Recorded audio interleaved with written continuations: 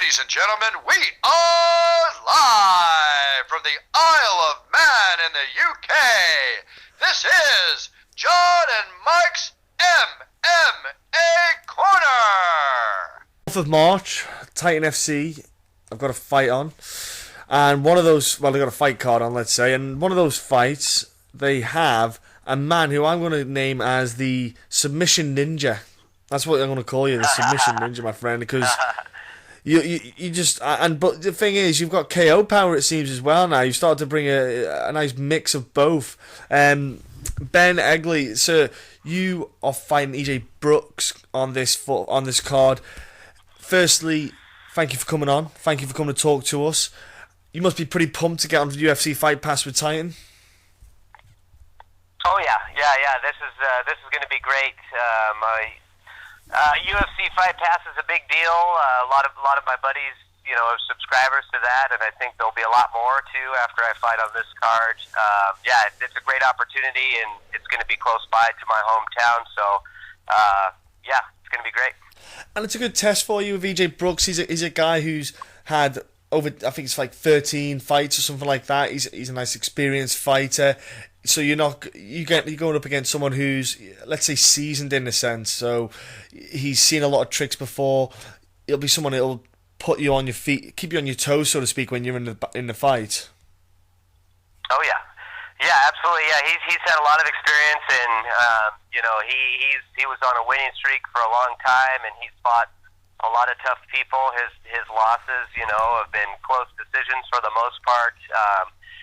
He seems pretty game to fight anybody. So, we're with any opponent, no matter who it is, I'd say we're always on our toes, always ready for whatever's coming. But, it's going to be a good fight against, like you said, a seasoned guy. Now, these submissions that you just keep throwing out at people, it seems, I imagine then your background or your kind of passion is the grappling side of things. Is it just the fact that the fight ends up there and that's just the way it goes? What? Are you just a fanatic with the jiu-jitsu side of things?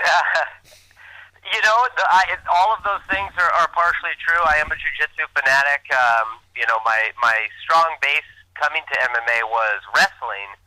And the way I wrestled was kind of more counter wrestling. I was pretty sneaky. I was a lot better once I hit the ground. My takedowns didn't develop until I really started MMA and got really confident with that. But, I love jiu-jitsu. It's what I do, 5 to 6 times a week in addition to my other training. I would say that I usually don't even necessarily look to take it to the ground, so a lot of the times it just ends up that way, whether I take my opponent down or they take me down. So when it hits the floor, I always tell people that that's my world, and I'm always looking for a submission. I'm pretty scrappy, scrambly on the ground, and have had a lot of great instruction over the years in jiu-jitsu, so I have a lot of ways to win, and I'm always looking for that finish. Now, are you a gi or no gi, or do you do both? That is a great question. Yes, I prefer the gi, which a lot of, I came from wrestling. I like no gi. I train no gi, but I do the majority of my rolling in a gi. That's just something that I would say has made my game that much better. There's a lot of different philosophies now. Well, 2 main philosophies: either train in a gi all the time, or not. Never train in a gi. But the gi is something that's I feel made my game a lot better. I come from a good jiu-jitsu lineage, so I've got to train with a lot of good people, and it's a great kind of training environment, friend environment, and just really positive all around. I love jiu-jitsu. I've never done gi. I have always done no gi. Always done no gi. I've never even. It's never, for some reason, because crossed your mind. Yeah, I compete, and the thing is, I always said to myself, if I get in the habit of grabbing a gi, I don't want to be in the cage and rolling with a guy, and I grab his shorts just out of.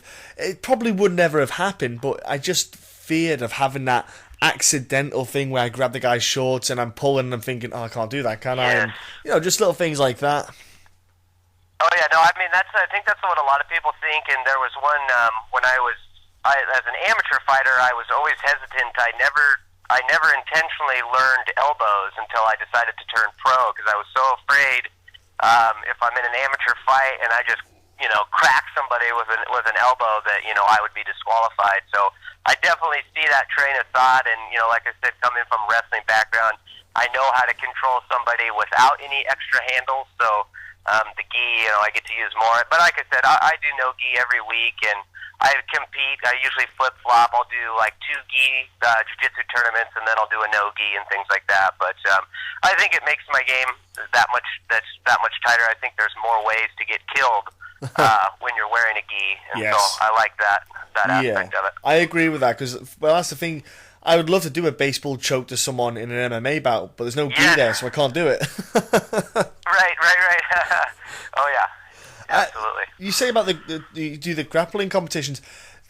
Do you think that's obviously helped as well with the competitive grappling? Because when you're at your class and you're rolling, there is a competitiveness there, but it's not a competition competitiveness. When they say, okay, you're going to roll now for 10 minutes, go, submission goes, and you're just rolling around, you're still experimenting, you're playing around. But when it comes to a competition, there's a different mindset and a different focus. Do you think, because doing those competitions kind of transfer over well to an MMA bout when you're on the ground with someone and you're scrambling?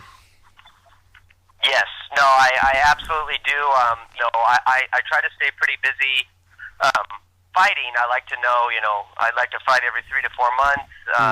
Last year, I only was able to book 2 fights. I couldn't get anybody to fight me after the end of June, and so I actually began 2015 with a couple grappling tournaments, as well as a couple fights, as well as trying out for the Ultimate Fighter. But if I know that I have a fight maybe a ways off, but I have the opportunity to do a jiu-jitsu competition, I will gladly step in. It definitely keeps the competitive edge. You get to go against people with different styles, and my perspective is, and this people might disagree with me, in a jiu-jitsu competition, you're in a lot more danger, I believe, of getting submitted than you would be in an MMA fight, because that's all you can do. In an MMA fight, you got to watch out for the submissions and getting hit and things like that. But in a jiu-jitsu competition, that other guy is there to do jiu-jitsu to you, so you really got to be ready for whatever they throw at you. So I think they help me a lot. No, I think you're right there, because I'll put it this way to anyone: if you were left in a room with Marcelo Garcia, I guarantee you will not enjoy it. Right, exactly. He's not going to want to. He'll hug you, but not in a nice way. Right. Oh yeah. He'll hug your neck for about 5 seconds, and he'll take a nap. The tough tryouts you said there. Was there a reason why? Did they say why you didn't get through, etc.? Was there any talk to you afterwards? So no, it was it was a great experience. They cut a lot of people. Yeah. I made it through the grappling round. I dominated the guy I grappled. I made it through the striking round. Made it through the interview process. Hopefully I'm doing well right now during this chat with you. But I feel like I'm usually I'm pretty good at interviews, and I feel like I showed who I was and what I was about, and that I was serious, and that I was ready for the fight. And really what happened at the end of the day is they called about 50 people. None of them were me. And then we had found out that they had made the decision to just go with lightweights, because they called both lightweights and welterweights. They made the decision to just go with the lightweights, which was that recent season we just saw with the lightweights with Conor McGregor and Uriah Faber being the coaches, and they kind of did, kind of U.S. versus Europe type thing. So it all made sense once that news came out, because I'd heard when they were calling those names, I'd hear, John Smith, some American guy, and then I would hear a name, that sounded like it was from Sweden or something like that. So once I heard that news, it all kind of made sense. It's a shame that they didn't it's a shame they didn't get back to you to explain that maybe they'd look to maybe bring you back for another, for the next one that they do, maybe where they would like to have you guys on the different weight classes and stuff. Because I think if you went that far in the process, and it would almost be like you wouldn't have to do the processing again, so to speak. But I figure with Titan and obviously the UFC Fight Pass deal, it's probably not a bad place to be in either way. With them, because if you get a couple of good wins under your belt, if you get a couple of first round finishes again, that could actually propel you up there to the UFC anyway. Oh yeah, absolutely. Yeah, absolutely. And the show would have been a great opportunity. I was excited for the chance to do that, but yeah, at the same time, even though I didn't make it, I'm on the radar. I'm with Titan now, great organization with the UFC Fight Pass deal. I mean, the stars have slowly been aligning, and if as long as I perform well, which I always plan on doing, good things should happen in the future. Even better things, great things are already happening. But 2016 is just going to keep. It's going to be keeping adding to the greatness. Let's say. Yes. You've got obviously the grappling nailed. You recently got the finishing with your hands. With yes. using your hands, is that something that you like to do anyway? You said before, because obviously you got the wrestling background, and with wrestling, that, like you say, gives you a very good kind of solid base. And I found with a lot of wrestlers, when they finally cotton on to the striking, they start to let it all click. There's a lot of power with wrestlers with striking because they've got that explosiveness to. Because when you shoot for the takedown, you can't just go in half-hard. You've got to go in with your full body weight. So when they throw their strikes, they've got the power in the hips to kind of use that to throw strikes. I've noticed that a lot. Right. Yeah, and I've talked about it a lot with just like what you were saying is a lot of these wrestlers, they come from great wrestling backgrounds, and they find out pretty quick that they have power, and then they work on their technique a little bit, and they can, they have some kind of God-given strength in their hands that comes from wrestling. I have good power. I think my knockout, if you ever saw it, was just the straightest right hand in the world. Caught him right on the end of the range. I would say, I'm not like a one-hit wonder necessarily. I can't just throw an overhand right and hope that it lands. I set up my right hand with jabs and kicks and other things like that.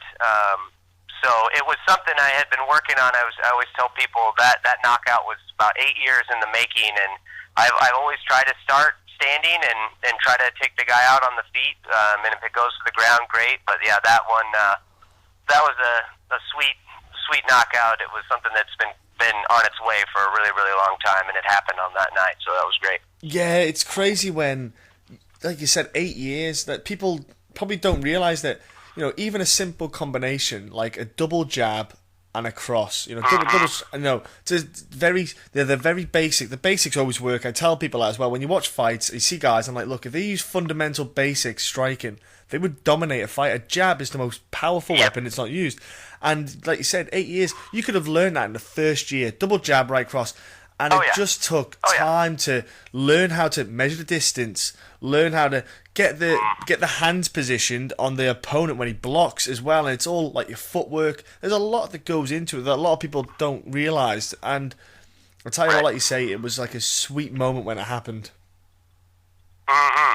Oh yeah, and that's all absolutely correct. It's I knew what a double jab and a cross was for forever, and just after lots and lots of practice, 10,000 right hands or more, who knows? And that was the one that finally did the job, and everything was right, footwork exactly like what you said. So it was great. Because I was gonna say I've hit the pads a lot and I hit the bags a lot, and I tell you what, I always hit the bags right, but when it comes to the fight, somehow you're like, man, that dude is not. He needs to stop moving. Yeah. Oh yeah, and that is frustrating. I remember that too. Being there's like, all right, I can hit it on the pads. My jab, even as an amateur, I can land my jab, but man, the guy won't hold still, so I can hit him with my right hand. That's really frustrating. So. And I think the thing with MMA, the basics is what a lot of fighters are missing in their repertoire because they think they need to do more, and I'm like, you don't really. If you start with the fundamentals, you can progress. Like a lot of fighters, they don't use the jab enough, they don't set up with the jab enough, or they don't use simple, like the kicks, simple little kicks. Calf kicks are so effective that they're not used enough. And another big thing is head movement, just a simple slight movement of the head when you throw your combinations so your head is not in the line. basically of the returning fire. It's huge, and it's not done enough. Even at the high level, even in the UFC, there are guys that still have very poor head movement. When they step back, their chin's up, everything. There's a lot of basics that just it's weird. They kind of go over it, and they think they need to know how to do a spinning heel kick. Oh, I need to know how to do a drop kick off the fence and then land on his head and then win. They need to do these crazy things. I'm like, nah, not really. Right. Yeah, I would much rather have a good, a good 1-2 than a back spinning anything really. Yeah. So, and I agree with you that even at the highest levels, there's little things on the feet as far as not jabbing enough and not setting up kicks with punches or not punching after they kick and things. And similar on the ground, as you see, I scream a lot at the TV about jiu-jitsu, like big holes in the game and a lot of loose half guards that should be passed for better position and things like that. So, everybody's got stuff they can work on. I know I'm still working on everything all the time too, but yeah, the little things are really what matters, and that's what I try to put my focus on in training is the little technical parts that'll keep you safe first of all, but also make you very dangerous as well. It is key. I find that people who don't bother putting trying to fight for underhooks, it blows my mind. And like you say, the half guard to the side. There's so many. But I found a lot recently when you watch it is when people seem to transition from half guard to side control. I've watched in a few fighters, a lot of guys are exploding out of it from the bottom, and I'm like, it's because the guy on top is not keeping that tight.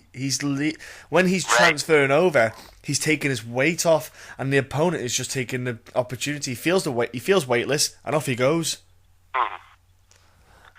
Yep. Oh yeah. It's always interesting because it's you'll sometimes get those kind of lay and pray people that maybe they were great wrestlers or they're a strong guy. Well, they'll just hold the same position all the time. And then you see the others that is, like what you're saying is they'll let their opponent get all this space and then they're up. And in MMA, we know that a lot of times, sometimes if you're not the best jiu-jitsu guy, the best defense is just having a good stand-up.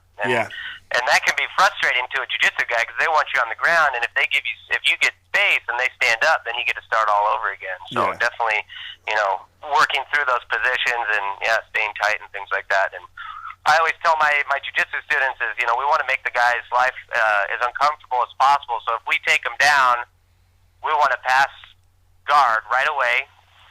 From side control, we want to try to get knee on belly at the very least. Go to mount. They're gonna have a bad time from the mount. You could get the back in a fight. I always tell them if I mount somebody, I know that I'm gonna win here pretty soon. And the opposite would be true if I let my opponent mount me. My time is running out, so I need to get out of there quick. It is. Do you know what the amount of people I've spoken about before with previous guests. When someone gets mount, it amazes me still that people who are on the bottom that don't do enough, and what I mean by enough is they are not booking the guy on top like their life depends on it, because it's really hard to punch someone in the face when their hips are throwing you up in the air. It's really hard to keep your balance, and there's not enough guys putting it, they're not doing it enough. And I'm like, guys, if someone got mount on me, I'm going to buck until that guy loses a bit of balance, one of those knees comes off the ground, I'm going to shift to that half guard, I'm getting out of there, I'm making that happen. Oh yeah. Yeah, and that's one thing. One of the days of jiu-jitsu that I do, we do no-gi with small gloves, and we do not hard strikes, but we call it jits with hits. And I tell people that when the guy from mount is trying to punch you, that's your best opportunity to escape. And even if their mount is really tight, if you're rocking around, they're not going to be able to hit you. And when they try to hit you, that's your best opportunity to move and get away. But yeah, I totally get what you mean. It's like, if I'm still awake and I'm on the ground, I'm going to be moving to not only escape the position but land in a more dominant position, so that that it's my turn to work my game. It sounds like you've got a lot of. It sounds like you've got your head screwed on with the simple basics and the knowledge of how things should be going. Obviously, a lot of that is with the people around you and the knowledge that's being passed on to you. And obviously, Ben, it's paid off with your wins that you've been having, this hot streak that you're on, and the way things are going. I am looking forward to the 4th of March to see you perform. I'm looking forward to seeing, the person I'm speaking to in the cage and how you do. It's going to be absolutely insane, man. I can't wait for the weekend. Thank you. It's a great card anyhow. So, Ben, before I let you go, what would be your social media if someone wants to jump on, give you a follow, and just maybe interact with you? So I've got the big three there. My Twitter and Instagram are both the same. It's at Ben_Egli, spelled EGLI. So that's both Twitter and Instagram. I'm obviously on Facebook under just Ben Egli. Hit me up and I'll be there. Awesome. Jump on. I'll be jumping on and giving them a follow shortly. Ben, what about your sponsors? You got anyone helping you out locally? Any companies? Oh yeah. Big one here. It's one of my that sponsored basically my whole pro career is Dethrone. Really appreciate them. My day job is at a CrossFit gym. It's one of my big sponsors, CrossFit Tiger PAW. My chiropractor, Dr. Dan, Boone Surrey Chiropractic and Massage, keeps me healthy, keeps me in a straight line. DSS Corporation, those are kind of the big ones. But I always appreciate all of their help and support. Awesome stuff. Sounds like you got some good people there backing you up. What about, finally, do you want to give a thanks to your coaches, your gym, your training partners, even friends and family, people like that? Oh yeah. Always, my friends and family, I always group them together. Love them, love their support. My cornermen, Spencer and Trevor, always a huge part of my fights. My manager, Stephen Valentine. Gracie Technics. My jiu-jitsu students, my jiu-jitsu friends from other gyms. Rylan Lazaris has given me my white belt all the way to my brown belt in jiu-jitsu. Mike Downing, the guys in Corvallis at the Oregon Pound. Big thanks to Rose City FC for giving me good sparring rounds over the past couple years. So a lot of people involved that are helping me out big time. Awesome stuff. I just got my black belt recently. Oh wow! Congratulations. Yeah, I was just down the shop. Wow. I need a new belt for my trousers. Just went down the shop the other day and got it. Oh. Nice. I'm not near the black belt, mate. Yet I've got an NCAA Division II wrestler as a coach, and he's also been graded by Half Gracie as well, and he's a black belt of he should be a black belt, but Half Gracie just likes to take forever to grade their guys, and right. Yeah, he's a monster, and I am forever just getting ripped apart by him. It's just I will never see that black belt apart from in the shops because I just can't beat him. No, one day, man. It's a lot of reps and making the same mistakes. I always say that's how I learned. Unfortunately, all the best things I know is from making many mistakes over and over again. I was thinking about shooting him with a sedative and just knock him out or something. And just go, I tapped you out. Do you not remember? Hey, there you go. Yeah, exactly. That's awesome. All right, honestly, Ben, have a great fight. Have a great weekend. It's going to be an awesome experience for you. And look, I'll be tuning in and enjoy yourself, man. And thank you for talking. Hey, thank you so much. Really appreciate it.